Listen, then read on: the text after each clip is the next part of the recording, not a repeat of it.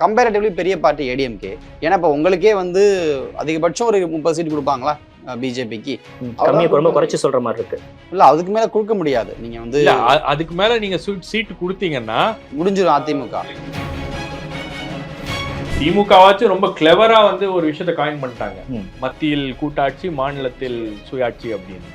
அதிமுக சொல்லவே இல்லை. அதிமுக கூட்டணி ஆட்சின்ற கான்செப்டே நீங்க வந்து பேசி கதவு தட்டினீங்கன்னா கேட்டு திறக்காது, போயஸ் கார்டன் கேட் திறக்காது. சரி, அண்ணாமலையோட பதவின்றது இயல்பா முடிஞ்சிருச்சு. இப்ப நீங்க புது தலைவரை போட்டுதான் ஆகணும். சரி, இந்த முடிவுக்கான காரணமே அண்ணாமலை தான். அப்ப அவரை கண்டினியூ பண்ணா ஏடிஎம்கே அலையன்ஸ் ஸ்மூத்தா கொண்டு போக முடியாது. 2029 ப்ராபப்ளி அமித்ஷா ஒரு பிரைம் மினிஸ்டர் கேண்டிடேட்டா வரலாம். அப்போ உங்களுக்கு சவுத்ல இருந்து சில நம்பர்ஸை எடுக்கணும்னு விரும்புறாங்க. நீங்க கூட்டணிக்கே போக மாட்டேன்னீங்க, பட் கூட்டணிக்கு போயிட்டீங்க. நாளைக்கு ஆட்சியில பங்கு கொடுக்க மாட்டீங்கன்றது என்ன நிச்சயம் அப்படின்னு கேட்பாங்கல்ல. பிஜேபியும் அதிமுகவும் சேர்ந்து இருந்தா இடங்கள் கிடைச்சிருக்கணும். அதைத்தான் இப்ப எக்ஸாக்டா பிஜேபி வந்து நிறைவேற்றுறாங்க. அதாவது நான் இருந்தா நீ ஜெயிக்க முடியும் அப்படின்ற ஒரு விஷயத்த அதிமுகவுக்கு சொல்றாங்க. இல்ல 6 மாசத்துக்கு முன்னாடி நீங்க என்ன சொன்னீங்க? திமுகவோட பிரச்சாரம் இருக்கட்டும், ஒரு பாதுகாவலரா நாங்க இருக்கோம் அப்படின்ற மாதிரி எல்லாம் பேசுனீங்க. திடீரென்று அவங்க கூப்பிட்ட உடனே மறுபடியும் போய் கூட்டணியில போய் சேர்ந்துட்டு கையை தூக்கி நீங்க நிக்கிறீங்க. அவர் சேலத்துல இருந்துட்டு சேலம் முதல்வராக செயல்பட்டு இருக்காரு. அவர் சென்னைக்கு வந்து தமிழ்நாட்டு எதிர்க்கட்சியாக செயல்பட்டு இருந்தாருன்னா திமுக இன்னைக்கு இவ்வளவு பெரிய விஷயத்துக்கு வந்து அசம்பிளியில பேசுறதே காட்ட மாட்டேன்றீங்க. அதுக்கு மேல அவர் என்ன பண்ண முடியும்? சார், அதிமுக ஆட்சியில் மட்டும் காட்டினீங்களா என்ன? அசம்பிளியில பேச விடல அப்படின்னா ரோட்ல இறங்கி வந்துருவாங்க. பிஜேபியும் உள்ள வரும்பொழுது சென்ட்ரல் கவர்மெண்ட் சப்போர்ட்டும் சேர்ந்து அவங்களுக்கு அதை பண்ணும். இடி சப்போர்ட்டா எல்லாம் தான், இடி ஐடி. மீண்டும் தமிழ்நாட்டில் வந்து இந்த இரவு நேரங்கள்ல பணி செய்வதற்கான அதிக வாய்ப்புகளை வந்து நமக்கு கிடைக்கும் அப்படின்னு நான் எதிர்பார்க்கிறேன்.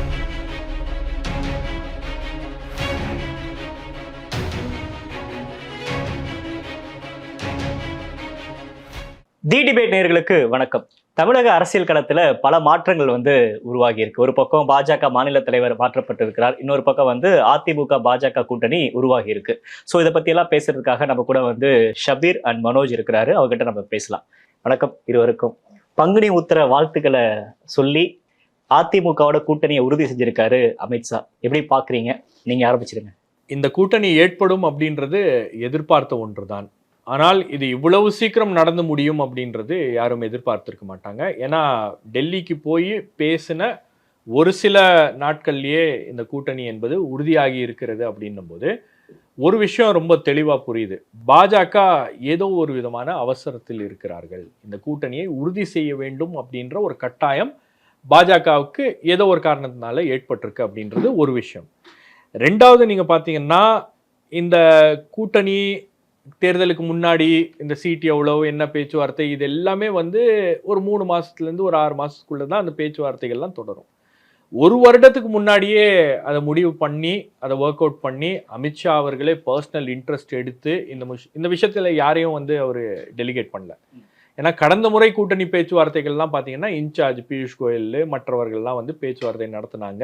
2 தரப்பு தலைவர்களும் பேசுவாங்க, அதுக்கப்புறம் வந்து டேர்ம்ஸ் அண்ட் கண்டிஷன்ஸ்லாம் பேசுவாங்க, எல்லாமே சரி. ஆனால் தற்போது அமித்ஷாவே டைரக்டாக இந்த விஷயத்தில் பர்சனல் இன்ட்ரெஸ்ட் எடுத்து கையில் எடுத்து நீங்கள் சொன்ன மாதிரி பங்குனி உத்திரத்தன்னைக்கு இந்த கூட்டணியை வந்து முடிவு செய்து அறிவிப்பையும் வெளியிட்டிருக்கிறார் அப்படின்னும் போது பாஜகவுக்கு இதில் ஒரு பர்சனல் இன்ட்ரெஸ்ட் இருக்குது. தமிழ்நாட்டில் ஒரு வலுவான ஒரு கூட்டணியை அமைக்க வேண்டும் அப்படின்றது அவங்களுடைய ஒரு தீர்மானத்தோடு அவங்க இருந்திருக்காங்க. ஏனென்றால் 2024 அவங்க செஞ்ச தப்பு, அதாவது அண்ணாமலை கூட்டணியை உடைத்தது, அதுக்கப்புறம் பாஜக தேசிய தலைமை கூட அதை மறுபடியும் பேட்சப் பண்ணுறதுக்கு நிறைய ஒர்க் பண்ணாங்க, பட் முடியல, எல்லை மீறி போய்விட்டது.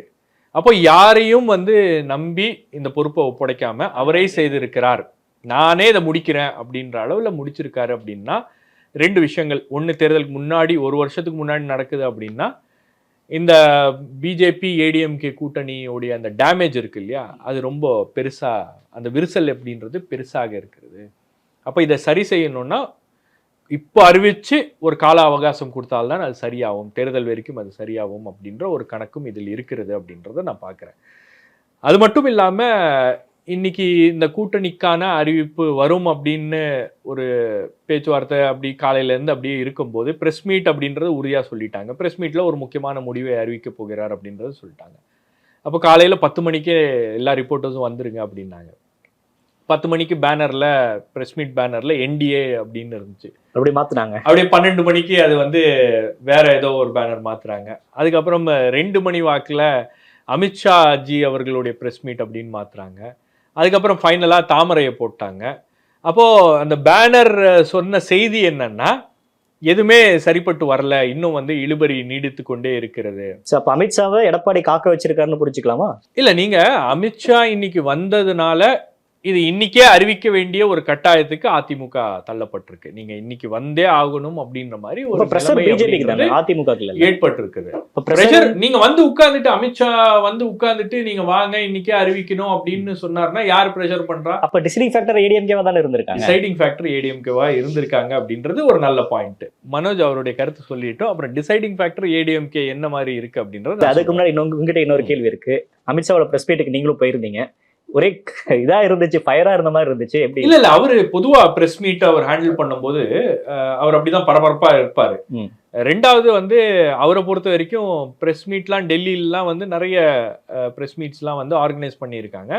அப்போ அந்த பிரஸ் மீட்ஸ்ல எல்லாம் என்ன நடக்கும் அப்படின்னு பார்த்தீங்கன்னா, அந்த பிரஸ் மீட்டை கண்டக்ட் பண்ணக்கூடிய அந்த மீடியா ஆர்கனைசர் இருப்பார் இல்லையா, பிஜேபி ஐடி செல்லுடைய மீடியா செல்லுடைய கோஆர்டினேட்டர் இருப்பார் இல்லையா, அவருக்கு வந்து யார் யாரெல்லாம் வந்து எந்தெந்த மீடியாவை சேர்ந்தவர்கள் அப்படின்றது கரெக்டாக தெரியும். அப்போ பிஜேபி பீட் பார்க்கக்கூடிய ரிப்போர்ட்டர்ஸ் அப்போ அந்தந்த ரிப்போர்ட்டருடைய பேரை சொல்லி நீங்கள் கேள்வியை கேளுங்க அப்படின்றத அவங்க கோஆர்டினேட் பண்ணுவாங்க. இங்கே அந்த கோஆர்டினேஷன் இல்லை அப்படின்னும் போது நம்ம ஆளுங்க வந்து கூட்டணி அப்படின்னு வந்த உடனே, இந்த அறிவிப்பு அப்படின்னு வந்த உடனே ஓப்பன் டு கேள்வியை கேளுங்க அப்படின்னு சொன்ன உடனே எல்லாரும் ஒரு 10 பேர் கேள்வி கேட்க ஆரம்பிச்சிட்டாங்க, கையை தூக்க ஆரம்பிச்சிட்டாங்க. உடனே அவர் வந்து கொஞ்சம் பரபரப்பாயிட்டாரு. நீங்களாம் பிரஸ் மீட் அட்டென்ட் பண்ணது இல்லையா அப்படின்னு அப்படின்னு அந்த கேள்விகளை கேட்க ஆரம்பிச்சிட்டார். பட் பொதுவா எல்லா கேள்விகளுக்கும் பதில் அளித்தார். ரெண்டாவது, அமித்ஷாவே இதை முடிச்சிருக்காரு அப்படின்றது தான் இங்க முக்கியமான விஷயம். நீங்க வந்து கூட்டணி அப்படின்றது வேற யார்கிட்டையும் டெலிகேட் பண்ணாம, வேற எந்த தலைவர்கள்ட்டையும் வந்து இந்த பொறுப்பை கொடுக்காம அவரே முடித்திருக்கிறார் அப்படின்றது தான் வந்து இங்க இருக்கக்கூடிய ஒரு மிகப்பெரிய செய்தி. அப்போ அவர் பர்சனலா தமிழ்நாட்டில் ரொம்ப இன்ட்ரெஸ்டா இருக்காரு அப்படின்றது இதன் மூலமாக தெரிகிறது. இதன் மூலமாக ஒரு செய்தியை வெளியிடுறாரு. நான் தமிழ்நாட்டை நோக்கி என்னுடைய பார்வையை திருப்பி விட்டேன். கடந்த காலங்களில் அப்படி கிடையாது. கடந்த காலங்களில் தமிழ்நாட்டு நமக்கு வந்து ஒரு கையில் சிக்காத ஒரு மாநிலம் அப்படின்னு இருந்துச்சு. பட் 2024 தேர்தலுக்கு பிறகு அந்த நிலைமை அப்படின்றது மாறி இருக்கு. அந்த தாட் அப்படின்றது மாறி இருக்கு. காரணம் என்னன்னா, உங்களுக்கு கேரளாவில் சீட்டே வராதுன்னு நினைக்கிற கேரளாவில் ஒரு சீட் வந்துருச்சு. நிறைய எஃபர்ட் போடுற தமிழ்நாட்டில் வரல. அப்போ இங்கே ஏதோ ஒரு பிரச்சனை இருக்கு, அதை எல்லாம் சரி செய்ய வேண்டும் அப்படின்றது தான் இப்போ அவருக்கு இருக்கக்கூடிய மிகப்பெரிய அசைன்மெண்ட்டாக அவர் எடுத்திருக்கிறாருன்னு நினைக்கிறேன். இப்போ உங்ககிட்ட எதுலேருந்து தொடங்குறேன் அப்படின்னா, பாஜக பாயிண்ட் ஆஃப் வியூல இருந்து ஆரம்பிக்கணும்னு நினைக்கிறேன். பாஜக மாநில தலைவர் புதிதாக யார் பொறுப்பேற்பார் அப்படின்ற அந்த அறிவிப்பு வெளியாகாத வரைக்குமே, அந்த அமித்ஷாவோட ட்வீட் முன்னாடி வரைக்குமே எடப்பாடி சந்திக்கிறாரா சந்திக்கலையா, அவங்க வீட்டில் ஆலோசனை நடத்துறாரு அப்படின்னு செய்திகள் அப்படியே பரபரப்பாகவே இருந்துச்சு. ஒரு பக்கம் நயினா நாகேந்திரன் போட்டியிட்டு தெரிவு செய்யப்படுகிறார் அப்படின்னு அறிவிப்பு வந்ததுக்கு அப்புறம் எடப்பாடி பழனிசாமி சந்திக்கிறார் அதிகாரப்பூர்வ அறிவிப்பு வருது. எடப்பாடி பழனிசாமி அந்த மீட்டிங்ல கலந்துக்கிட்டாரு. இது எடப்பாடி பழனிசாமியோட வலிமையை காட்டுதா, பாஜகவோட தந்திரத்தை காட்டுதா? இது நம்ம வந்து அதிமுக பாயிண்ட் ஆஃப் வியூல இருந்து பார்த்தா எடப்பாடி வந்து ஒரு மிகப்பெரிய ஆற்றல் மிக்க தலைவர், அதனாலதான் இது நடந்துச்சுன்னு சொல்ல முடியும். என்ன அப்படின்னா, என்டிஏ கூட்டணியில ஆல்ரெடி இருக்கக்கூடிய டிடிவி தினகரன் அமித்ஷாவை சந்திக்க முடியல, ஓபிஎஸ் ஆனா அவரும் பார்க்க முடியல, அவருடைய மகனும் நார்மலி பார்ப்பாரு, அவரும் பார்க்க முடியல. ஸோ இதை வந்து எடப்பாடி பழனிசாமி தடுத்துட்டாரு அப்படின்னு ஒரு விஷயம் இருக்கு. அப்புறமா அமித்ஷாவோட ப்ரெஸ் மீட் 12 மணி 2 மணி 3 மணி 5 மணின்னு போகுது. பாஜகவோட எல்லா கமிட்மெண்ட்ஸும் முடிஞ்சதுக்கு அப்புறமா தான் எடப்பாடி பழனிசாமி வீட்டில இருந்தே வர்றாரு. ஸோ அதுக்கப்புறம் தான் வந்திருக்காரு, 5 மணிக்கு தான் வந்திருக்காரு. அமித்ஷாவுக்கு எடப்பாடி டைம் கொடுத்து வந்திருக்காரு. ஓகேவா? ஸோ அப்படி தான் வந்தார். அப்போ ஒரு ஆளுமை மிக்க ஆற்றல் மிக்க தலைவராக அதிமுக பார்க்கும் கண்டிப்பா. ஏன்னா அமித்ஷாவை காக்க வச்சிருக்காருல்ல. ஸோ அப்படி அவங்க வந்து புரிஞ்சுப்பாங்க. ஆனா இங்க என்னன்னா, இந்த ஒரு அறிவிப்பு யாருக்கு முக்கியன்றதை தாண்டி ஏன் இப்பவே பண்ணணும் அப்படின்னா, திமுக கூட்டணி ரொம்ப வலுவா இருக்கு. அந்த கூட்டணிலேருந்து யார் யாரையோ பிரிக்கலாம்னு ட்ரை பண்ணிட்டு இருந்தாங்க. ஆனா இப்ப வரைக்கும் எதையும் பண்ண முடியல. சோ அந்த கூட்டணியுமே உடையறதுக்கான வாய்ப்புகள் ஒரு வருஷத்துக்கு முன்னாடியே உடைக்க முடியாதுன்ற நம்பிக்கை எப்படி இவருக்கு வந்துருச்சு? அந்த வந்துடும். ஏன்னா இப்ப பிஜேபி உள்ள வந்துச்சுனாலே யாருமே வெல்ல மாட்டாங்க அங்க இருந்து. இது ரொம்ப ஈஸியான ஒரு அண்டர்ஸ்டாண்டிங் உள்ள விஷயம் தான். அப்போ என்ன பண்ணுறாங்கன்னா ஆப்போசிட் நம்ம ஒரு கூட்டணியை பயங்கரமாக கட்டமைக்கணும் அப்படின்னா என்ன பண்ணணும் அப்படின்ற ஒரு விஷயம் இருக்குது. அதனால ரொம்ப ஏர்லியாக அதை பண்ணுறாங்க. ஏடிஎம்கேவோட ஒரு கூட்டணி அமைக்கும் பொழுது கொஞ்சம் மனஸ்தாபத்தில் இருக்கக்கூடிய தேமுதிக, பாமக இவங்கெல்லாம் உள்ளே கொண்டு வரலாம். எப்படி வந்து 2021 ஒரு அலையன்ஸை ஃபார்ம் பண்ணி பாஜக ஒரு 4 எம்எல்ஏவை பிடிச்சாங்களோ அதே மாதிரி இப்போவும் பண்ண முடியும் அவங்களால அப்படின்னு நம்பிக்கை இருக்குது. இன்னொன்று என்னென்னா இதில் அண்ணாமலை ரோலை நம்ம வந்து மிஸ் பண்ணாமல் பார்க்கணும். என்னென்னா அண்ணாமலை ஸ்ட்ராங்காக ஒரு டிசிஷன் எடுக்கிறார். எனக்கு ஏடிஎம்கே வேண்டாம், நான் தனியாக தான் இங்கே நின்று என்னை யாருன்னு ப்ரூஃப் பண்ண போகிறேன் அப்படின்னு சொல்லி அந்த முடிவு வந்து அவங்களுக்கு எந்த இடத்தையும் கொடுக்கல, பிஜேபிக்கு எந்த எம்பிஸையும் கொடுக்கல. நிறைய பேர் கிரிட்டிசைஸ் பண்ணாங்க, இது ஒரு தப்பான முடிவு, சேர்ந்திருந்தா பிஜேபியும் அதிமுகவும் சேர்ந்திருந்தா இடங்கள் கிடைச்சிருக்கணும். அதைத்தான் இப்போ எக்ஸாக்டாக பிஜேபி வந்து நிறைவேற்றுறாங்க. அதாவது நான் இருந்தா நீ ஜெயிக்க முடியும், நீயும் நானும் சேர்ந்தா மட்டும்தான் ஜெயிக்க முடியும் அப்படின்ற ஒரு விஷயத்த அதிமுகவுக்கு சொல்லலாம். 21 ஏன் ஜெயிக்கல? 21 வந்து ஏடிஎம்கே ஒரு பெரிய ஆன்டி இன்கம்பன்சில் இருந்துச்சு. எடப்பாடி அப்பதான் வந்து ஒரு ஃபர்ஸ்ட் டைமாக ஒரு லீடர்ஷிப் பொசிஷனுக்கு வர்றாரு. அவரால் வந்து ஒரு திமுக மாதிரியான ஒரு கட்சியை எதிர்த்து அவ்வளோ ஈஸியாக செயல்படுறதுன்றது அந்த நேரத்தில் அவருக்கு பிடிபடாம கூட இருந்திருக்கு. இப்பயும் அதே அணிதானே இருக்கு திமுக சைட்ல. இல்ல இப்போ வந்து நம்பர்ஸ் நிறைய மாறி இருக்கு. திமுக அதான் சொன்னேன், திமுகவால அவ்வளோ ஆன்டி இன்கம்பன்சியை தாண்டி ஏடிஎம்கேவை 80 இடங்கள் வரைக்கும் எப்படி உங்களால ஜெயிக்க விட முடிஞ்சது? அப்போ கூட ஒரு 30 இடங்களை அதிமுகவால ஜெயிக்க முடியாதான்ற ஒரு கேள்வி இருக்குல்ல. இப்ப அண்ணாமலை பண்ணதுனால என்னாச்சுன்னா நம்ம 2 பேரும் சேர்ந்தா ஒரு விஷயத்த பண்ண முடியும், நம்ம 2 பேரும் ஒரு அலையன்ஸ் வந்தா செய்ய முடியும் அப்படின்னு நம்பிக்கை வந்து பிஜேபி. அண்ணாமலை 2024 தேர்தலில் எடுத்த முடிவு தப்புன்னு அதை மறுபரிசீலனை பண்ணிருக்காங்க, அப்படி புரிஞ்சுக்கலாமா? இல்ல, அந்த முடிவாலதான் இது அண்ணாமலை செஞ்ச டெஸ்டுக்கான பலன் தான் இன்னைக்கு அதிமுக வழி இல்லாம சேர்றது. அப்ப எதுக்கு அண்ணாமலை மாத்தணும்? சரி, அண்ணாமலையோட பதவின்றது இயல்பா முடிஞ்சிருச்சு. இப்ப நீங்க புது தலைவரை போட்டுதான் ஆகணும். அது ஏதோ அண்ணாமலையோ இல்லை நயனார் நாகேந்திரனோ யாரோ ஒருத்தரை போட்டுதான் ஆகணும். அப்படிப்பட்ட இடத்துல தான் என்ன ஆகுதுன்னா, சரி இந்த முடிவுக்கான காரணமே அண்ணாமலை தான். அப்ப அவரை கண்டினியூ பண்ணா ஏடிஎம்கே அலையன்ஸ் ஸ்மூத்தா கொண்டு போக முடியாது. அப்ப வேற ஒருத்தரை போடுவோம். வேற யாரை போடலாம்? பிஜேபியில் இருந்தாலும் ஒரு திராவிட ஐடியாலஜியோடு இருக்கக்கூடிய தலைவராக பார்க்கப்படுபவர் நயனார் நாகேந்திரன். அவர் வச்சிருந்தா அவர் சேர்ந்து இருப்பாரு. ஆல்ரெடி அதிமுக காராக இருந்தவர். அப்ப இவங்க கூடலாம் சேர்ந்து போவாரு. அப்போ அடுத்த வருஷம் வரைக்கும் கொண்டு போகலான்றாங்க. மீன்வைல் அண்ணாமலைக்கு நேஷனல் லெவல்ல ஒரு ஒர்க்கை நாங்கள் கொடுக்க போறதை ஹிண்ட் பண்ணிட்டும் இருக்காரு அமித்ஷா. ஸோ அப்படின்றதுனால அண்ணாமலை நீங்க இக்னோரே பண்ண முடியாதுங்க. ஸோ எல்லா வகையிலையும் பார்த்தா அண்ணாமலையினுடைய முடிவினுடைய காரணமாக இந்த ஒரு விஷயத்தை பிஜேபி கரெக்டா காயின் பண்ணி நகர்த்திருக்காங்க. இப்ப பாஜகவோட புதிய தலைவர் நயனார் நாகேந்திரன் நியமிக்கப்பட்டது அதிமுகவை ஐஸ் வைக்கிறதுக்கும் அதிமுகவை இன்னும் இணக்கமாக வச்சுக்கிறதுக்கும் டெல்லி தலைமை எடுத்த ஒரு மூவ் அப்படின்னு நம்ம புரிஞ்சுக்கலாமா?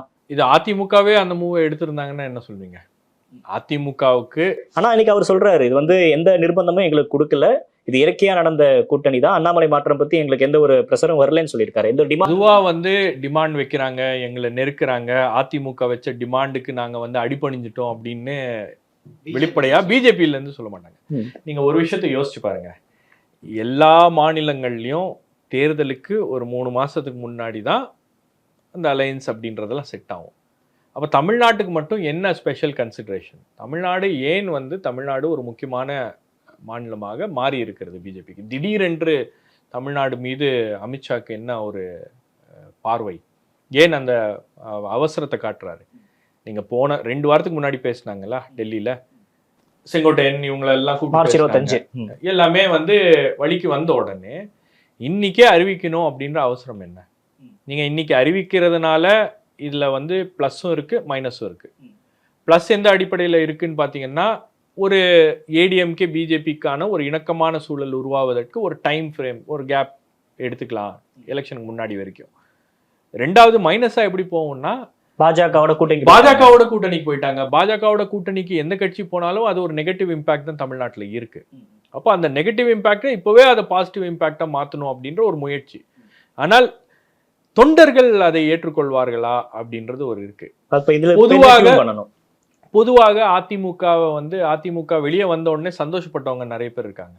மீண்டும் அதிமுக உள்ள போன உடனே அந்த காமன் ஓட்டர்ஸ் எல்லாம் இருக்காங்க பாருங்க, டிஎம்கேக்கு எதிராக ஓட்டு போடணும்னு நினைக்கக்கூடிய ஆட்கள்லாம் வந்து ரொம்பவே சோர்வடைஞ்சிருக்காங்க. இந்த டெவலப்மெண்ட் அவங்களுக்கு பிடிக்கல, ரசிக்கல.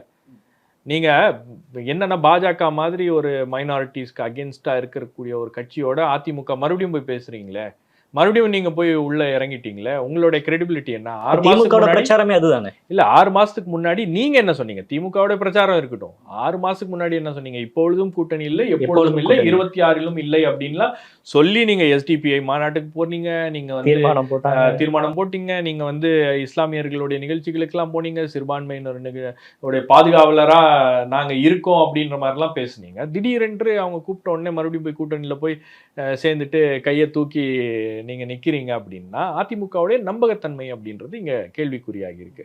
ஒரு செக்ஷன் ஆஃப் ஓட்டர்ஸ் மத்தியில அதை ரசிக்கல, அதை வந்து அவங்க விரும்பல.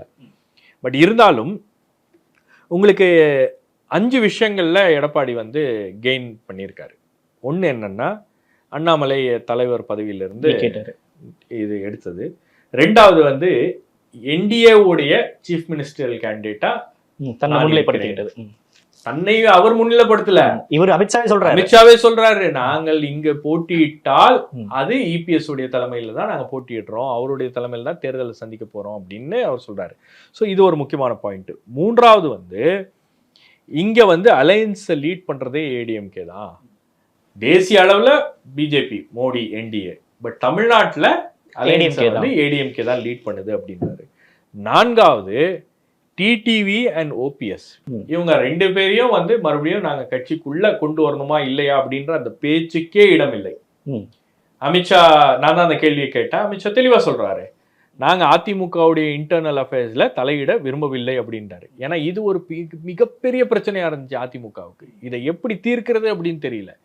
இன்னைக்கு ஓபிஎஸ் கைவிட்டாங்களா, டிடிவியை கைவிட்டாங்களா, கைவிட்டாங்களா அப்படின்ற அந்த கேள்வி இருக்கு. இது என்ன ஆகும் அப்படின்னு நீங்க பாத்தீங்கன்னா, மறுபடியும் ஒரு கம்யூனிட்டியை வந்து பிஜேபி தங்களுடைய லாபத்துக்காக பயன்படுத்திக்கிட்டு அவங்களுக்கு காரியம் ஆகும் போது அதை அப்படியே அவங்கள தொக்கா கழட்டி விடுறாங்களா அப்படின்ற அந்த கேள்வி அப்படின்றது. இப்போ அதை பேலன்ஸ் பண்றதுக்கு தான் வந்து உங்களுக்கு முக்குலத்தூர் கம்யூனிட்டியில பாஜகவுடைய தலைவரா நம்ம ஒருத்தரை கொண்டு வந்திருக்கோம், ஐடென்டிஃபை பண்ணியிருக்கோம் அப்படின்னு சொல்லிட்டு நயினார் நாகேந்திரன் ப்ரொஜெக்ட் பண்றாங்க. இது ஒரு பேலன்சிங் ஆக்டா கூட இருக்கலாம். பட் அதே நேரத்துல நீங்க என்ன பார்க்கணும்னா, அதிமுகவுடைய உட்கட்சி பிரச்சனையை ஆரம்பித்தது பாஜக தான். அந்த ஆரம்பித்து வைத்த பிரச்சனையை பாஜகவாலேயே முடித்து வைக்க முடியவில்லை. இன்னைக்கு முடித்து வைக்க முடியல அப்படின்ற அந்த முடியல அப்படின்றது தான் தற்போதைய நிலவரம். நாங்க தலையிட மாட்டோம் அப்படின்னு சொன்னாங்கன்னா தற்போதைய நிலவரம் அதுதான். அதுக்கப்புறம் வந்து 5வது பாயிண்ட் என்னன்னா, யார் யாரெல்லாம் கூட்டணிக்குள் வரப்போகிறார்கள் அப்படின்றத அதிமுகவும் பாஜகவும் தமிழக பாஜகவும் சேர்ந்து முடிவு செய்யும் அப்படின்னு அமித்ஷா சொல்றாரு. அப்போ இதுல டிடிவி அமமுக வருமா அப்படின்னா அந்த முடிவும் சேர்ந்து எடுக்க வேண்டிய ஒரு முடிவு. அப்போ இந்த இடத்துல வந்து ஓபிஎஸ் கெயின் ஆயிருக்காரு. ஓபிஎஸ்க்கு அவர் நினைச்சதை சாதிச்சிருக்கார் அப்படின்னு கூட வச்சுக்கலாம், சொல்லலாம்.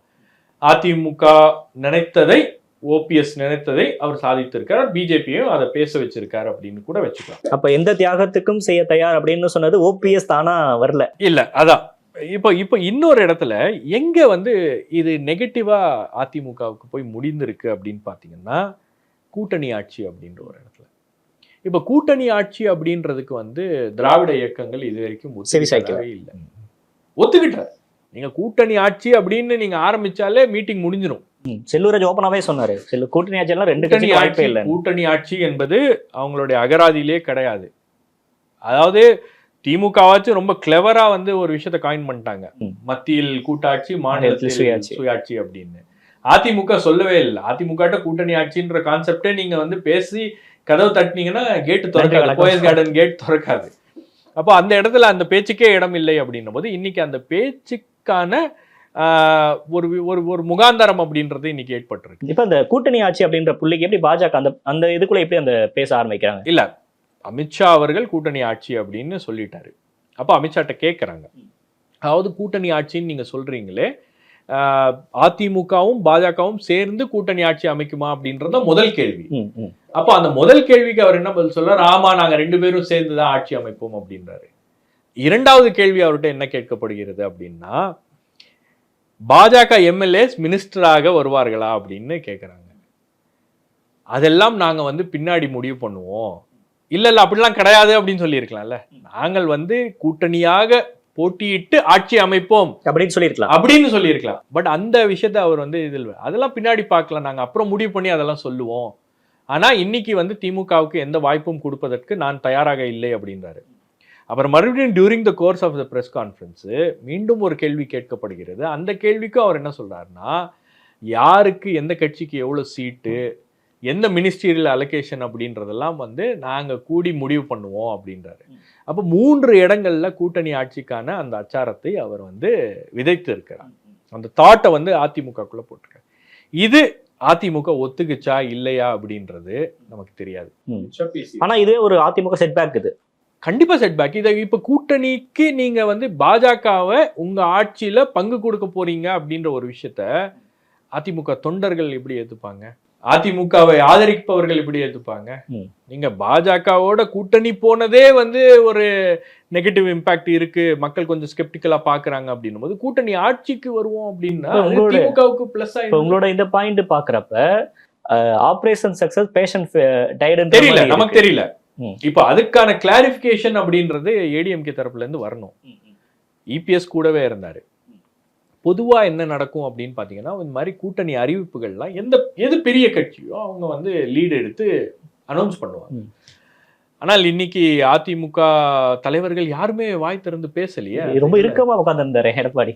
அவர் இறுக்கமா இல்ல, அவர் கம்ஃபர்டபுளா உட்காந்துருந்தாரு. அவருக்கு வந்து இந்த கூட்டணி அமைவதெல்லாம் வந்து அவருக்கு வந்து பெரிய விருப்பம் இல்லை அப்படின்லாம் வந்து கிடையாது. பட் அவர் வந்து இருந்தாரு. ஆனால் இந்த விஷயத்தை அவர் வந்து கிளாரிஃபை பண்ணல. அப்போ இது கிளாரிஃபை பண்ணல அப்படின்னும் போது இது வந்து ஒரு ஸ்டிக்கிங் பாயிண்டா இருக்கும்.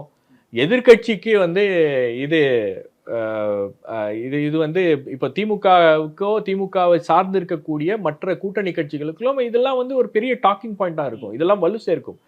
பாஜகவுக்கு தமிழ்நாட்டில் இடமே கொடுக்கக்கூடாது அப்படின்னு சொல்றோம், இவங்க கூட்டணியில் பங்கு அப்படின்னு பேசுறாங்க அப்படின்றது ஒரு மிகப்பெரிய வாதம். அப்போ இதை எப்படி கவுண்டர் பண்ண போறாங்க அப்படின்றது தெரியல. ஏடிஎம்கே இதை எப்படி கவுண்டர் பண்ண போகுது அப்படின்றது ஒரு மிகப்பெரிய கேள்வியாக இருக்கிறது. இப்போ நாளைய தினமே வந்து அவங்க இல்லை அப்படின்னு சொன்னா கூட, இல்ல அது அப்படி கிடையாது, தவறாக புரிந்து கொள்ளப்பட்டுச்சு அப்படின்னா கூட உங்களுக்கு மீண்டும் அதிமுக சொல்றகின்ற விஷயங்கள்ல ஒரு நம்பிக்கை ஏற்படும் நினைக்கிறீங்களா? கஷ்டம்தான். யார் சொன்னா வந்து நீங்க கூட்டணிக்கே போக மாட்டேன்னீங்க, பட் கூட்டணிக்கு போயிட்டீங்க, நாளைக்கு ஆட்சியில பங்கு கொடுக்க மாட்டீங்கன்றது என்ன நிச்சயம் அப்படின்னு கேட்பாங்கல்ல. அப்போ இந்த பாயிண்ட் இருக்கு இல்லையா, ஆட்சியில் பங்கு அப்படின்ற அந்த பாயிண்ட், இது வந்து ஒரு மிகப்பெரிய டாக்கிங் பாயிண்டா வரும். வந்திருக்கு, திமுக வந்துருச்சு. திமுக அதை கையில எடுப்பாங்க, சட்டமன்றத்துல பேசுவாங்க, மக்கள் மன்றத்துல பேசுவாங்க, பொதுவெளியில பேசுவாங்க. இது அதிமுகவுக்கு எதிரான ஒரு மனநிலையை நிச்சயமாக. ஷபீர் ஒரு முக்கியமான பாயிண்ட் வந்து தொட்டார். அதுக்கு முன்னாடி அரசனை நம்பி புருஷன் இழக்காது அப்படின்னு ஒரு பழமொழி இருக்கு. அது மாதிரி ஓபிஎஸ் அவர்கள் பாஜகவுக்காக நிறைய தியாகம் பண்ணாரு. டிடி தினகரனும் அப்படிதான். இன்னைக்கு அவங்க 2 பேர்த்தோட நிலைமை என்ன அப்படின்றது ஒரு கேள்விக்குறியா மாறி இருக்கு. அதுக்கப்புறம் அதிமுக கூட்டணி ஆட்சி அப்படின்ற அந்த ஒரு புள்ளி வந்து திமுகவுக்கு வந்து ஒரு பலம் சேர்க்கும், இது வந்து அதிமுக பலவீனமாக்கும் அப்படின்ற ஒரு புள்ளியும் சபீர் தொட்டு பேசினாரு. நீங்க இதை எப்படி பாக்குறீங்க? ஆக்சுவலி ஓபிஎஸ் வந்து எப்படியாவது ஒரு வகையில பாஜகக்குள்ள வந்துடுவார். அவர் மேபி ஒரு கட்சியை ஆரம்பிச்சு அதன் மூலமாகவோ இல்ல பாஜகவுடைய நேரடி உறுப்பினராக கூடவோ அதற்கு வாய்ப்பு இல்லைன்னு நினைக்கிறேன். ஏன்னா ஒரு முறை அவர் சொல்லியிருந்தார், என்னோட வேட்டி என்னைக்கும் கரம் மாறாதுன்னு. சரி, ஒரு ஆதரவு பெற்ற அப்படின்னு ஒரு சுயேட்சையாக கூட மேபி தாமரை சின்னத்தை கூட போட்டிடுற எல்லாமே கூட அவருக்கு வரலாம். ஸோ அப்படி கூட வரதுக்கான வாய்ப்பு இருக்கு. ஏன்னா வந்து அதிமுகவுடைய சின்னத்துல போட்டியிட வைக்கிற அளவுக்கு எடப்பாடி இன்னும் அவர் மேல ஒரு கருணை இல்லாம தான் இருக்காரு, கொஞ்சம் கோபமாக தான் இருக்கிறார். ஸோ அப்படின்றப்போ அவர் ஆனா ஏதோ ஒரு வகையில இதுல அலைன் ஆயிப்பாரு அப்படின்னு தான் பாக்குறேன். ஆனா டிடிவி பொறுத்த வரைக்கும் அவருக்கு இது கொஞ்சம் கஷ்டம். ஏன்னா டிடிவி வந்து ஓபிஎஸ் கூட நெருக்கமா இருக்க முடியும், ஆனா எடப்பாடி கூட நெருக்கமா இருப்பது ரொம்ப கஷ்டம். அப்ப அவர் மேபி இந்த அலையன்ஸ் வந்து எக்ஸிட் தான் ஆவார். அதுக்கு பதிலாகத்தான் இவங்க பாமக தேமுதிகவெல்லாம் எப்படியாவது கன்வின்ஸ் பண்ணி மறுபடியும் இதுக்குள்ள கொண்டு வர ட்ரை பண்ணுவாங்க. ஸோ ஓபிஎஸ் எப்படியாவது ஒரு சேஃபா பிளே பண்ணிப்பாரு. பட் டிடிவிக்கு இது ஒரு லாஸா தான் எனக்கு தெரிஞ்சு இருக்கு. ஏன்னா இப்ப அண்ணாமலையும் இல்லை, ஏன்னா அண்ணாமலை நம்பி தான் அவர் உள்ளேயே வந்தாரு, அண்ணாமலை கூடவே இருந்தாரு. ஆனா இப்ப அண்ணாமலைக்கும் பெரிய ரோல் ஸ்டேட்ல இல்லை அப்படிங்கிறப்போ மறுபடியும் அதை எப்படி அவரால் எடுத்துட்டு போக முடியும் அப்படின்றது தெரியல. எண்ட் ஆஃப் த டே என்னன்னா, இப்ப கம்பேரிட்டிவ்லி பெரிய பார்ட்டி ஏடிஎம்கே, அப்ப அவங்க சொல்றதை தான் பிஜேபி வந்து கேட்பாங்க. சோ அவங்க சொல்லும் பொழுது அவங்க எவ்வளவு இடங்கள் கொடுக்குறாங்க அதெல்லாம் பொறுத்து தான் இந்த முடிவு. பெரிய கட்சி அதான் சொல்றேன், ஏடிஎம்கே சொல்றது தான் பிஜேபி கேட்டாகணும் இங்க. ஏன்னா இப்ப உங்களுக்கே வந்து அதிகபட்சம் ஒரு 30 சீட் கொடுப்பாங்களா பிஜேபிக்கு? அவ்வளவுதான் கொடுக்க முடியும் சொல்ற மாதிரி இருக்கு. இல்ல அதுக்கு மேல கொடுக்க முடியாது. நீங்க வந்து அதுக்கு மேல நீங்க சீட் கொடுத்தீங்கன்னா முடிஞ்சிடும் உங்களுக்கு. நீங்க போன முறை 20 சீட் கொடுக்கும் போதே அது ஒரு பெரிய பேச்சு பொருளா வந்துச்சு கட்சியினர் மத்தியில. அப்போ இப்போ 30 சீட் அப்படின்லாம் வந்து போச்சுன்னா அது இன்னும் பெரிய அளவுக்கு வந்து ஒரு சிக்கலை வந்து அதிமுகவுக்கு ஏற்படுத்தும். 2020 அப்புறம் போட்டியதுக்கு ஆள் வேணும்ல, அது ஒரு விஷயம் இருக்கு. நீங்க பிஜேபி குடுச்சு நம்பர் வாங்கிடலாம், 50 கூட வாங்கலாம்னு வச்சுக்கோங்க. யாரை போட்டிடுறது? நீங்க ரொம்ப அண்டர் எஸ்டிமேட் பண்றீங்கன்னு நினைக்கிறேன் பாஜகவை.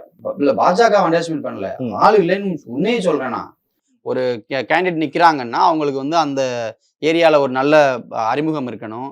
எதிர்த்து போட்டியிடக்கூடியவங்களை வந்து எதிர்க்கிற அளவுக்கான வலிமை இருக்கணும். கட்சி வலிமையா இருக்கலாம், நேஷனல் லெவலில் நீங்க பெரிய பார்ட்டி கேண்டிடேட் வேணும்ன்றீங்க. நல்ல கேண்டிடேட்டா இருக்கணும், அது ஒரு விஷயம். இல்லைன்னா வந்து என்ன ஆகும் அப்படின்னா அவங்களால வந்து ஃபைட் பண்ணவே முடியாத மாதிரியான ஒரு சூழலுக்கு அவங்க போயிடுவாங்க. இயல்பாக கிடைக்கிற ஓட்டு தான் கிடைக்கும், அந்த ஓட்டு பெரிய லெவலில் எதுக்கும் ஹெல்ப் பண்ணாது. அப்புறம் வந்து இன்னொன்று என்னன்னா, விஜய் ஃபேக்டரை வந்து இவங்க மிஸ் பண்ணிட்டே இருப்பாங்க கன்யூஸா. அந்த ஃபேக்டர் உள்ள வரும்பொழுது நீங்க வந்து ஓட்டு பிரிஞ்சு ஆட்டோமேட்டிக்கா டிஎம்கேவுக்கு அது ஒரு ஃபேவரா மாறக்கூடிய வாய்ப்பு இருக்கு. அப்ப அதெல்லாம் இவங்க எப்படி கவுண்டர் பண்ண போறாங்க அப்படின்ற விஷயமும் இங்க வந்துடும். ஸோ அதனால பிஜேபிக்கு வந்து எவ்வளவு குறைவா சீட்டு வாங்கிக்கிட்டு ஒரு டார்கெட்டடா ஒர்க் பண்றாங்களோ அது நல்லது. அதிமுக வெர்சஸ் டிஎம்கேன்னு அதிக இடங்களை நீங்க பிச் பண்ணீங்கன்னா மேபி ஒரு நல்ல ஒரு ஃபைட்டை வந்து கொடுக்க முடியும். இந்த டிஃபரன்ஸ்லாம் அதுல மேபி மறைஞ்சிரும். இருந்துட்டீங்க, நீங்க வந்து சிறுபான்மைக்கு எதிராக இருக்கீங்க பாருங்க அப்படின்ற ஒரு இடத்த பிச் பண்ணி நீங்க ஃபைட் பண்ணதுக்கு ட்ரை பண்ண முடியும். ஸோ அதனால மோஸ்ட்லி அந்த மாதிரி ஒரு முடிவை தான் பிஜேபியுமே விரும்பும் நான் நினைக்கிறேன். ஏன்னா அவங்க வந்து ஏதோ ஒரு வகையில ஒரு ஃப்ரஸ்ட்ரேஷனும் இருக்காங்க. எப்படியாவது 26ல வந்து நம்ம ஒரு கவர்மெண்ட் இங்க ஃபார்ம் பண்ணணும். அந்த கவர்மெண்ட் ஃபார்ம் பண்ணாதான் நமக்கு வந்து மற்ற இடங்களை தாண்டி தமிழ்நாட்டில் எதிர்க்கிறாங்க எல்லாத்துக்கும். லாங்குவேஜா வந்துடுறாங்க, டிலிமிட்டேஷனா வந்துடுறாங்க, நீட்டா வந்துடுறாங்க. ஏன்டா ஒரு சட்டத்தை விட மாட்டீங்க, ஆவுன்னா வந்து பேசுறீங்க, நல்லா வேற பேசுறாங்க. அது இன்னொரு பெரிய பிரச்சனை. பார்லிமெண்ட்ல அநியாயத்தை அடிக்கிறீங்க. அப்ப என்ன பண்ண முடியும்? உங்களை கவுண்டர் பண்றதுக்கு இங்க வந்து ஆட்களை உருவாக்க வேண்டிய கட்டாயம் இருக்குல்ல. நீங்க எவ்வளவு காலத்துக்கு தான் ராஜ்யசபாவே ஆளை அனுப்பிட்டு இருப்பீங்க? யாராவது லோக்சபால இருந்து வாங்கயா அப்படின்ற ஒரு கட்டாயத்தையும் அவங்க வச்சிருக்காங்க. இப்பதான் தத்தி புத்தி எப்படியோ 4 எம்எல்ஏ உள்ள கொண்டு வந்திருக்காங்க, அதை இழக்க விரும்ப மாட்டாங்க. ஸோ அப்படின்றதுனால அவங்கள பொறுத்தவரைக்கும் ஒரு கமிட்மெண்ட்டை இங்க வந்து அவங்க கொடுத்துருக்காங்க. அப்ப அந்த கமிட்மெண்ட்டை கொண்டு வரணும்னா ஏதோ ஒரு வகையில கொஞ்சத்தை லூஸ் பண்ணி ஏடிஎம்கேவை பலப்படுத்துற வேலையை பாஜக பார்த்தாலே போதும். அதை விட்டு நான் யாரு தெரியுமா அப்படின்ற மாதிரி, அண்ணன் நான் பெரிய அண்ணன்டா, நான் டெல்லியில இருந்து வந்திருக்கேன் அப்படின்னு வந்தீங்கன்னு வச்சுக்கோங்க, மறுபடியும் அதே ட்ரெயின்ல ஏற்றி அனுப்பிச்சு விட்டுருவாங்க. அதனால அந்த வேலையெல்லாம் பிஜேபி வந்து பார்க்காம இருக்கிறது நல்லதுன்னு நான் நினைக்கிறேன். இங்க ஒரு விஷயம் சொல்லிடுறேன். அதாவது அண்ணாமலை செஞ்ச ஒரு மிகப்பெரிய தப்பு என்னன்னா, அவருடைய கட்சியை வளர்க்கறதுக்காக ஒரு அக்ரெசிவ் பாலிடிக்ஸை கையில எடுத்தாரு. பட் அதே சமயத்துல அவர் என்ன பண்ணாருன்னா, அதிமுகவையும் நான் கண்ட்ரோல் பண்ணுவேன், அதே மாதிரி மற்ற கூட்டணி கட்சிகளையும் நான் கண்ட்ரோல் பண்ணுவேன், எல்லோருடைய அஜெண்டாவையும் நான் தான் செட் பண்ணுவேன் அப்படின்னு எல்லா விஷயங்களையும் அவர் கையில எடுக்க பார்த்தாரு. நீங்க அதிமுகவுடைய உட்கட்சி பிரச்சனையில போயிட்டு புரியாம முழிச்சிட்டு இருக்கக்கூடிய நிலையில பிஜேபி இருக்கு. அதாவது ஆடிட்டர் குருமூர்த்தி வந்து பல்வேறு விஷயங்கள்ல ரூட் போட்டு கொடுத்தாரு ஓபிஎஸ்க்குலாம். அவங்களே வந்து ஒன்றும் புரியாம இருக்கும்போது அண்ணாமலை வந்து ஓபிஎஸ் இபிஎஸ் இடையே இருக்கக்கூடிய பிரச்சனையில நான் வந்து ஒண்ணு சேர்க்க போறேன், ஈரோடு ஈஸ்ட் தேர்தல் போது போய் பார்த்துட்டு நான் 2 பேரும் ஒன்றிணைக்க போறேன் அப்படின்னு கேண்டிடேட் வாபஸ் வாங்கினாரு ஓபிஎஸ். ஒரு சில விஷயங்கள்லாம் பண்ணார் இல்லையா, அதெல்லாம் வந்து கோவத்தின் உச்சத்துக்கு தள்ளிருச்சு இபிஎஸ். நீங்க 2026 தேர்தல் என்பது அதிமுகவுக்கான தேர்தல். அப்போ அதிமுகவை நம்ம சப்போர்ட் பண்றோம் அப்படின்னு தான் பிஜேபி உள்ள வந்திருக்கு. நீங்க வருகின்ற நாட்கள்ல பாத்தீங்கன்னா இந்த இடி ரெய்டு, ஒவ்வொரு டிபார்ட்மெண்ட் வைஸா அமைச்சர்கள் மீது இருக்கக்கூடிய பிரச்சனைகள், திமுக தலைவர்கள் மீது இருக்கக்கூடிய பிரச்சனைகள்லாம் வெளியே கொண்டு வந்து இங்க வந்து பெரிய அளவுக்கு ஊழல் நடக்குது அப்படின்ற ஒரு நரேட்டிவ் இடி வந்து டிஎம்கே விட்டு நோக்கி தான் போகும். போட்டாரு அமித்ஷா இன்னைக்கு நம்பரை சொல்லியா, நான் வேற சொல்ல மாட்டேங்கிறேன், இவ்வளவு ரைடு போகும் அப்படின்னு சொன்னாரு. பக்கத்துல எடப்பாடி இருக்காங்கல்ல. நீங்க இன்னொன்னு கவனிச்சீங்களா? நீங்க வந்து டாஸ்மாக் ஊழல் 1000 கோடி ரூபாய் அப்படின்னு தான் வருது. இன்னைக்கு அமித்ஷா சொல்லும் போது 39,000 கோடி ரூபாய் ஃபிக்ஸ் பண்ணிட்டாங்க. அப்போ ஒரு நம்பரை வந்து பிக்ஸ் பண்ணிட்டாங்க, ஏதோ ஒரு இடத்துல ஒரு ஒர்க் நடக்குது அப்படின்றது இருக்கு. இன்னொன்னு, இந்த டாஸ்மாக் ஊழல் அப்படின்றத இந்தியா முழுவதும் இடி வந்து பல கேசஸ் ஹேண்டில் பண்ணியிருக்கு. டெல்லியில, அதே மாதிரி கவிதா தெலுங்கானால, அதுக்கப்புறம் உங்களுக்கு ஜார்க்கண்ட்ல, அதுக்கப்புறம் சத்தீஸ்கர்ல கூட ப்ரூவ் பண்ணிருக்கு. இப்ப இந்த எல்லா கேசஸ்லயும் பாத்தீங்கன்னா அவங்க யாரை கைது பண்ணியிருக்காங்க அப்படின்னு பாத்தீங்கன்னா ஃபர்ஸ்ட் ஃபேமிலியில இருக்கக்கூடியவங்க, முதலமைச்சர் குடும்பத்துல இருக்கக்கூடியவங்க. அப்போ அதை நோக்கி இந்த விஷயங்களும் போகிறதா ஒரு எச்சரிக்கை கொடுத்திருக்காரு. ஒரு முக்கியமான விஷயம். நீங்க அதை ரொம்ப லைட்டா எடுத்துக்க கூடாது. அதனாலதான் திமுக வந்து இந்த கேஸ்ல பெரிய அளவுக்கு ஒரு புஷ்பேக் இருக்கு, பெரிய அளவுக்கு ஒரு லீகல் ஃபைட்டை வந்து போடணும் அப்படின்னு விரும்புறாங்க. அதை எப்படியாச்சும் வந்து நம்ம கவுண்டர் பண்ணணும் அப்படின்னு விரும்புறாங்க. ஸோ 2029 அப்படின்றது தான் வந்து பாஜகவுக்கான தேர்தலாக இருக்கிறது. 2026ல் இந்த 4 சீட்டு 8 சீட் ஆகுமா அப்படின்றது தான் வந்து பிஜேபியோட கணக்கு. மேக்சிமம் அதை தான் அவங்க எதிர்பார்க்குறாங்க. ஒரு ரெப்ரசன்டேஷன் அசம்பிளியில இருக்கணும். ஏன்னா 2024ல் 11 முறை பிரதமர் சென்னைக்கு வந்தாரு, இது தமிழகத்துக்கு வந்தாரு. பல நலத்திட்ட உதவிகள், பல்வேறு விஷயங்களை பண்ணாங்க. ஒரு சீட்டு கூட வரல.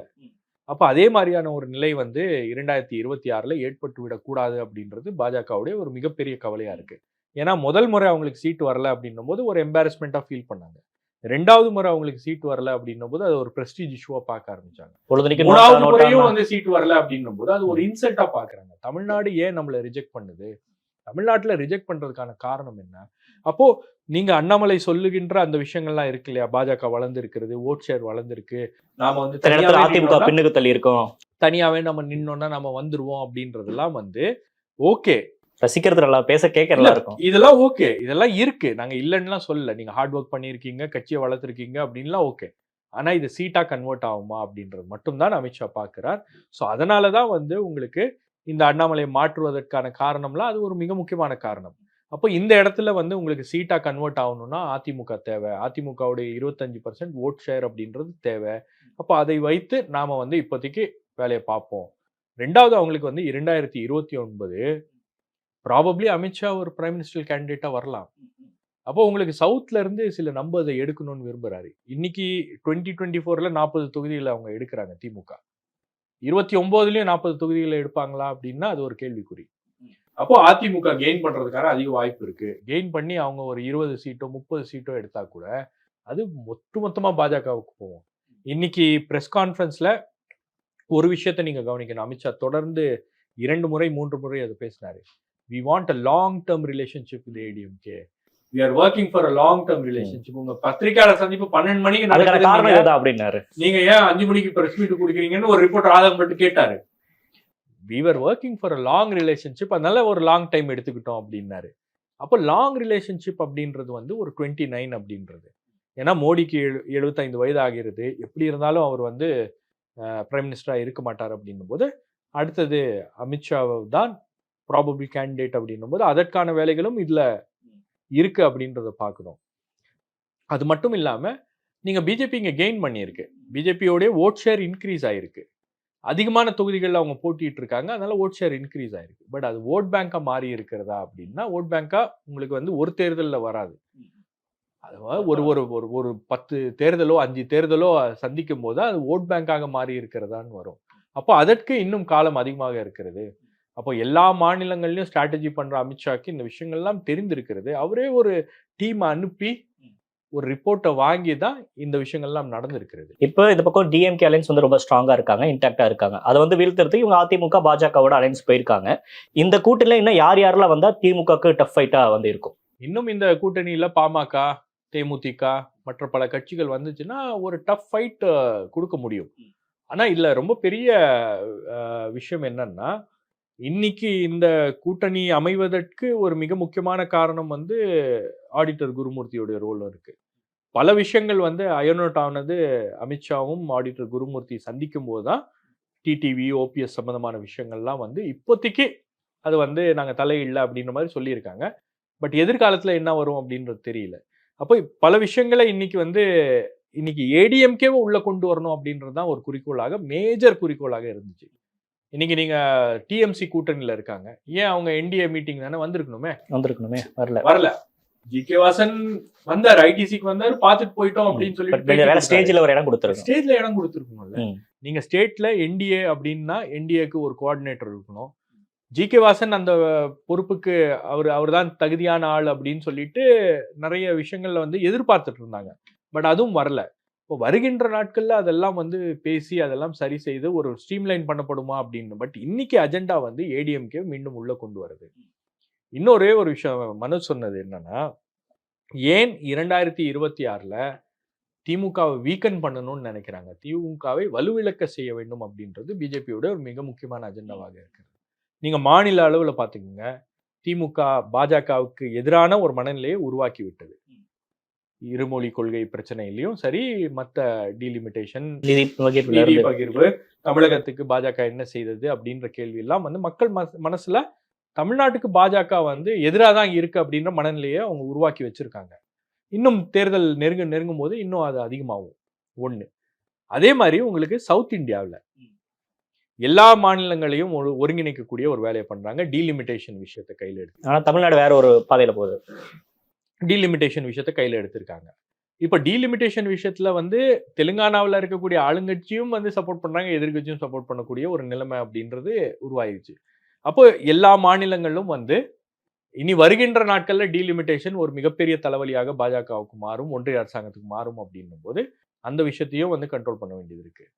இன்னொரு விஷயமும் தேசிய அளவுல பாத்தீங்கன்னா, நீங்க எந்த பில்லு, எந்த திட்டம், எந்த பிரச்சனையை கொண்டு வந்தாலும் திமுக ஃபைட் பண்றாங்க.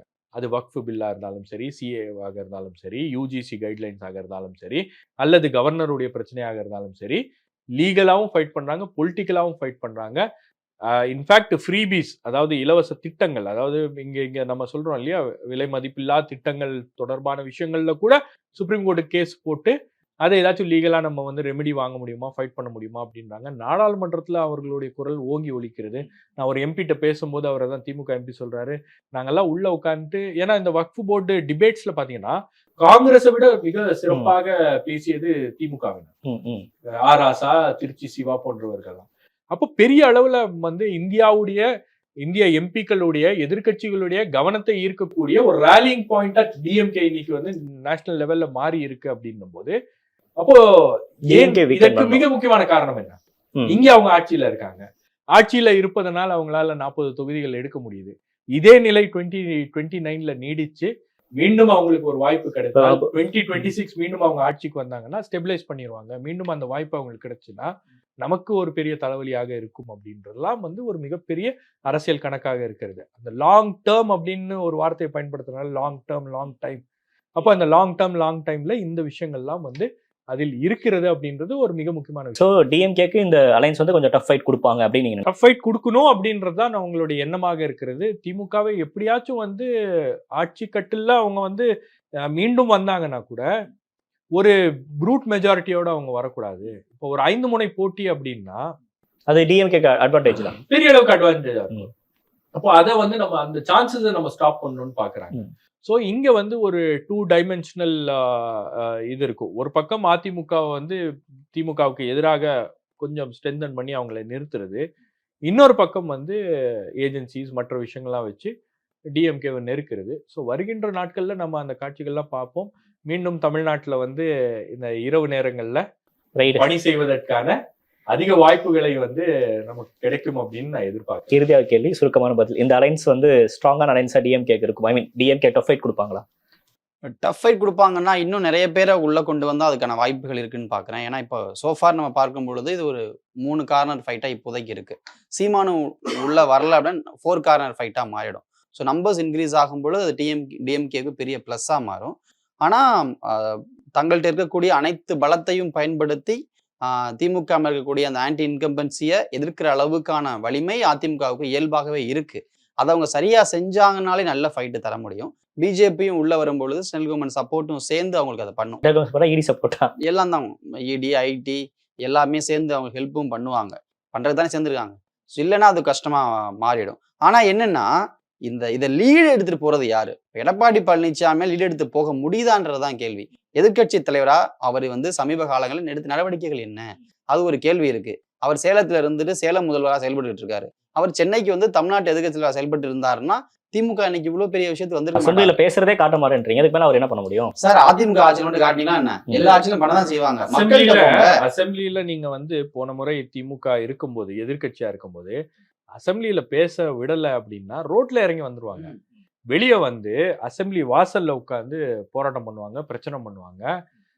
உங்களுக்கு வந்து மக்களுடைய கவனத்தை ஈர்ப்பதற்கான எந்தெந்த வழிமுறைகள் இருக்கோ எல்லா வழிமுறைகளும் பயன்படுத்துவாங்க. அது நீதிமன்றத்தை நாடுவதாக இருந்தாலும் சரி, போராட்டம் பண்ணுவதாக இருந்தாலும் சரி, அசெம்பிளி.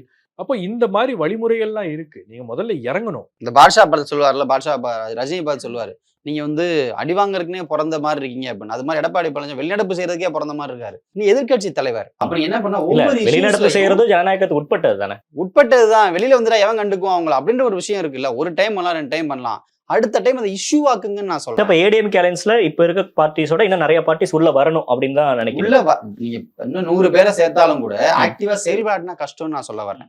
எடப்பாடி இப்ப இருக்க மாதிரியே இருந்தாருன்னா அமித்ஷாவே ஐயா தப்பான ஒரு முடிவு ஐடிசியில் செலவழிச்சு போய் முடிவு எடுத்துட்டோமோ, ஓபிஎஸ் கொண்டாரு இன்னும் தப்பா ஃபீல் பண்ணுவாரு.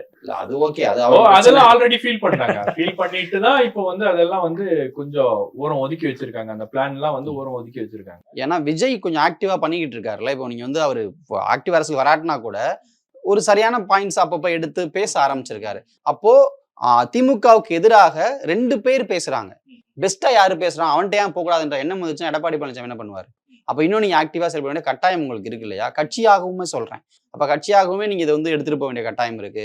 உங்க கட்சிக்குள்ளே இந்த கூட்டணி எதிர்ப்பு இருக்கு. அண்ணாமலையை மாத்துறதுக்கு அந்த கட்சிக்குள்ளேயும் எதிர்ப்பு இருக்கு. இப்ப இவங்க என்ன பண்ண போறாங்க அப்படின்ற ஒரு விஷயம் இருக்கு. இதெல்லாம் சரி பண்ணி நீங்க ஒரு அலையன்ஸா ஃபார்ம் ஆகி சீட்ஸை ப்ராப்பரா பிரிச்சு ஆக்டிவா நீங்க இறங்கி அரசியல் பண்ணிட்டீங்கன்னு வச்சுக்கோங்களேன், பெரிய விஷயம். அந்த டாஸ்க் வந்து எடப்பாடி பக்கமும் இருக்கு, இங்க நயினார் அவர்களுக்கும் அந்த ஒரு டாஸ்க் 2 பேத்துக்கு. தலைமை எடப்பாடின்னு சொல்லிட்டாங்களே, அப்ப நீங்க தானே நயினாரை விடுங்க. அவர் பாவம் ஒரு குட்டி கட்சியை வச்சுக்கிட்டு 20 சீட்டு வாங்கிட்டு போயிடுவாரு. ஆனா தலைமையா இருக்கக்கூடிய ஆட்சியில நான் தான் முதலமைச்சரா வரப்போறேன்னு சொல்லக்கூடிய நீங்க தான் அந்த வந்து தளபதியா நின்று செயல்படணும். ஆனா எடப்பாடி அதை பண்ணுவாரான்ற டவுட் அவருக்குமே இருக்குன்னு நினைக்கிறேன். அதனாலதான் அவரு ஜாலியா சேலத்துல இருந்துட்டு இருக்காரு. அதுக்கு ஒரு டீம் இறங்கி இருக்கு. ஓகே, என்ன நடக்குது அப்படின்றத பொறுத்து வந்து பார்க்கலாம். உங்க கருத்துக்கும் நேரங்களுக்கும் நன்றி. தேங்க்யூ.